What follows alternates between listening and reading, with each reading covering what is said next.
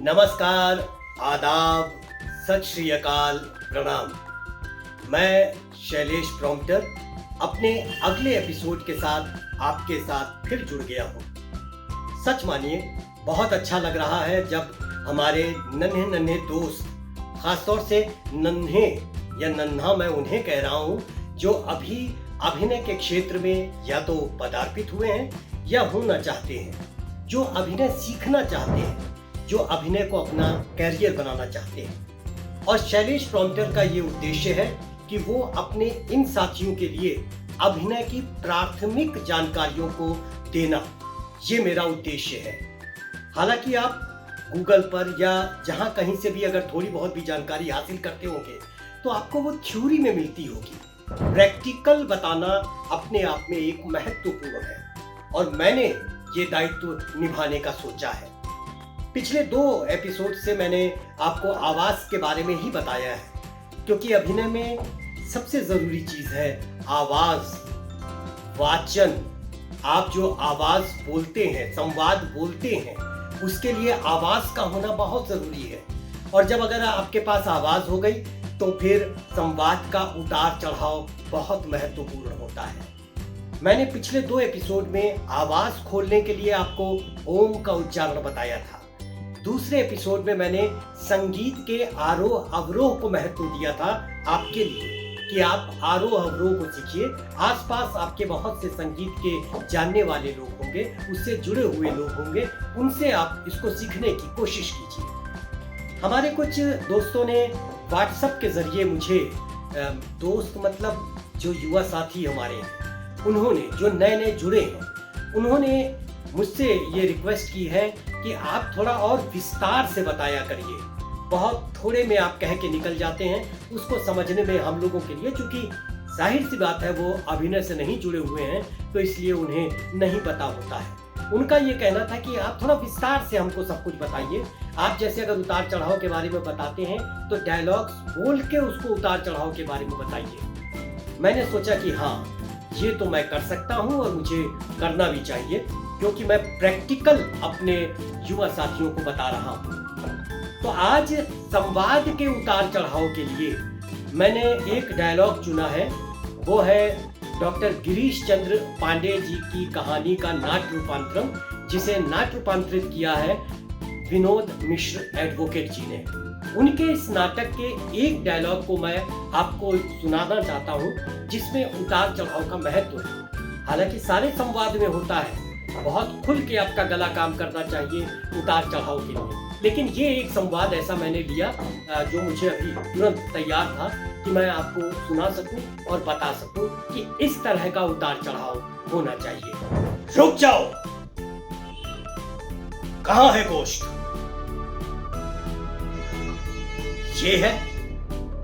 ये है गोमांस, इसे कहते हैं गोमांस। न देखा, न सुना, न जाना, न जानने की कोशिश की, चल पड़े अपराध करने के लिए। अरे ऐसे ही फैलते हैं दंगे और इसी तरह होते हैं अपराध। भीड़ का हिस्सा जरूर बनो, लेकिन आंख और कान खुला रखो। कहीं ऐसा ना हो कि तुम्हारे हाथ से कोई पाप हो जाए और बाद में तुम्हें पछताना भी पड़े। इस तरह से कोई भी संवाद हो, उसमें उतार चढ़ाव और आवाज बहुत महत्वपूर्ण है। हाँ, पंक्चुएशन, प्रोनाउंसिएशन, इन सब बातों का भी बहुत ध्यान रखना चाहिए। अगर भाव भी उसमें आप जोड़ लेंगे तो जाहिर सी बात है कि वो एक पूर्ण अभिनय कहलाएगा। इन सब के बारे में मैं आगे के एपिसोड्स में आपको बताऊंगा। खासतौर से पंक्चुएशन क्यों महत्वपूर्ण है, प्रोनाउंसिएशन क्यों महत्वपूर्ण है और उसमें भाव क्यों महत्वपूर्ण है। ये आगे के एपिसोड्स को मेरे जरूर देखिएगा, तो उससे आपको लाभ मिलेगा। दूसरे एपिसोड को देखने के बाद हमारे कुछ संगीत के जानने वालों ने, और खास तौर से जिन्होंने अपनी एक जगह बनाई है, उन्होंने मेरी इस बात का समर्थन किया और उन्होंने कहा, मुझसे पर्सनली फोन करके भी कहा कि बिल्कुल सही है। जैसे संगीत में सुरों का अपना एक महत्वपूर्ण महत्व है, उसी तरह से अभिनय में भी संवाद अदायगी में फ्लो या संवाद में शब्दों का प्रयोग किस पिच पर किस तरह से कर रहे हैं, ये बहुत महत्वपूर्ण है। और शायद इसीलिए मैंने आपको कहा था कि आप आरोह अवरोह जरूर सीखें, जरूर जानें। हमारे लखनऊ के एक मर्मज्ञ संगीतज्ञ गजलिस्ट मिथिलेश लखनवी जी हैं। सारे गा मा पा धा नी सा, सा नी धा पा मा गा रे सा। ये शुद्ध है स्वर, सारे गामा पाधा निसा। अब इसमें मा है, ये शुद्ध मा है, मा गा रे सा। अगर हम इसमें तीव्र मध्यम लगा देंगे मा, मा गा रे सा, तो ये बन जाएगा राग यमन। कैसे? सा रे गा मा पा धा नी सा, सा नी धा पा मा गा रे सा। एक स्वर चेंज है केवल, वो है मध्यम। तो शुद्ध मध्यम से तीव्र मध्यम हो गया तो राग यमन बन गया, वरना शुद्ध जो है वो वही है, सा रे गा मा पा धा नी सा, सा नी धा पा मा गा रे सा। बहुत बहुत धन्यवाद।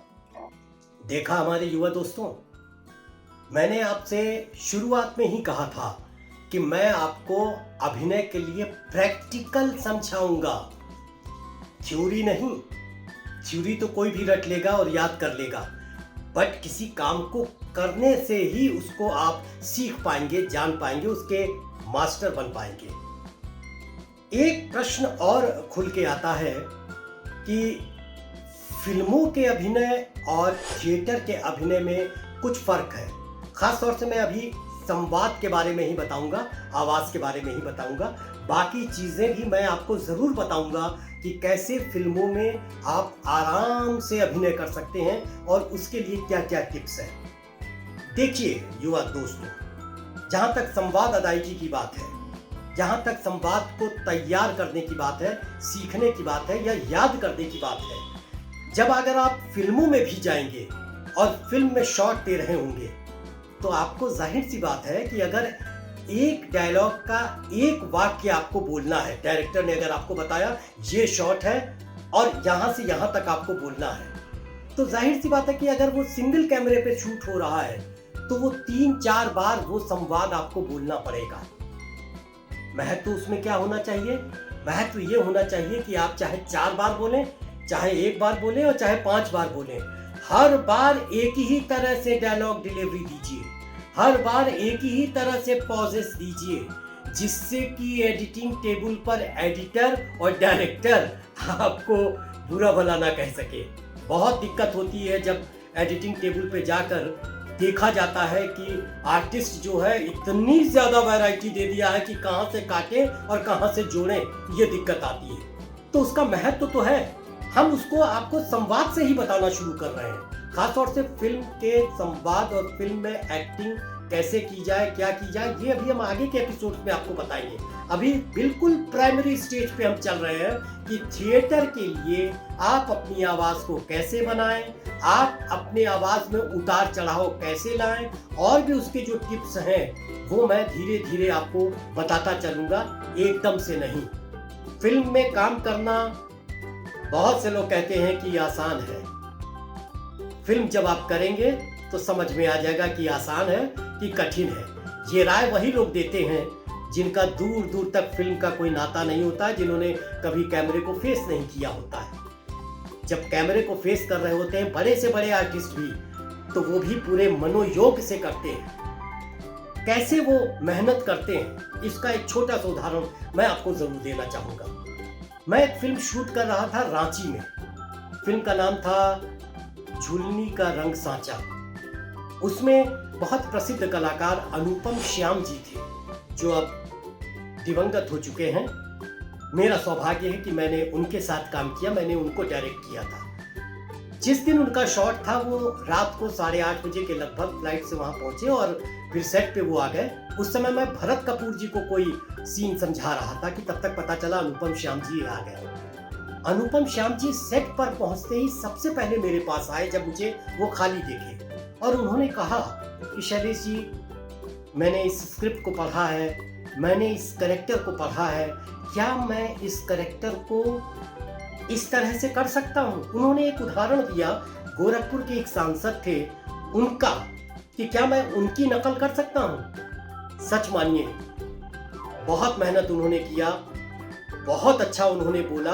अब तो वो बड़े कलाकार थे ना, फिल्म में काम करना तो बहुत आसान होता है, फिर उन्होंने इतना डिस्कशन क्यों किया?